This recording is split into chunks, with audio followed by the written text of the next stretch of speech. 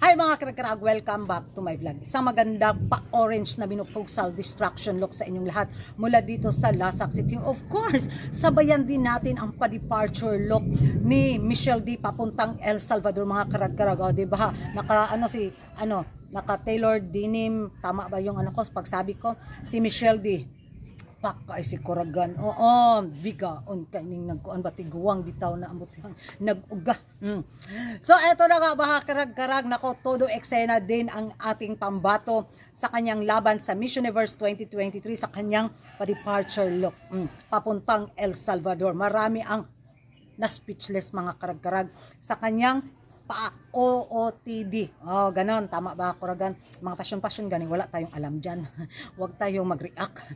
Kasi baka mabash lang si Kuragan kung ano yung sabi natin dito sa pa-outfit ni Michelle D. Pero in fairness naman mga karag-karag, bumagay din sa ating pambato. Diba? Kakaiba din yung attacking dala ni Michelle D sa kanyang departure papuntang El Salvador. Oh, marami ang hindi sumang-ayon, marami ang hindi na rin nagkagusto sa kanyang pa-look for today's papuntang El Salvador, pero mas marami talagang napawaw. Oh, isa na rin ako doon sa parang kakaiba din yung dating bitaw.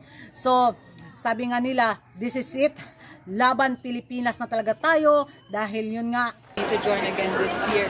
Of course, I've represented my advocacy many years ago, and the fact that I can do that again on the global stage gets so many eyes and ears onto my cause, which is obviously a lifelong mission of mine, is such an amazing feeling.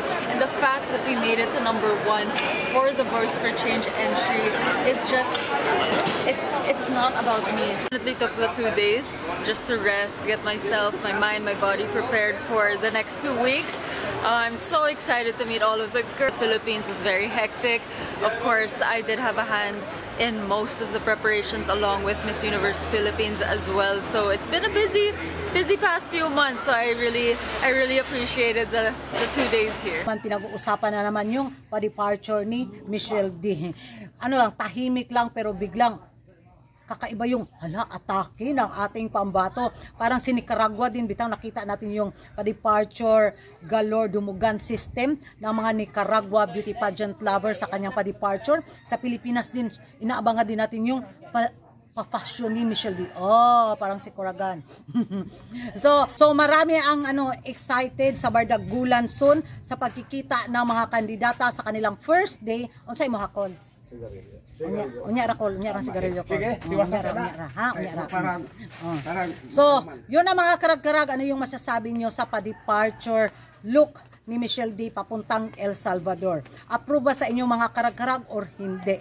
Magingay tayo sa comment section, at kung hindi ka pa nakapag-subscribe sa YouTube channel ko, don't forget to like and subscribe. Kuragan-karag, ang babaeng lagi na karag-karag. And see you in my next vlog. Ang bibiing mo sigarilyo, bidali. Kini ulan na mabasa ang akong feeds.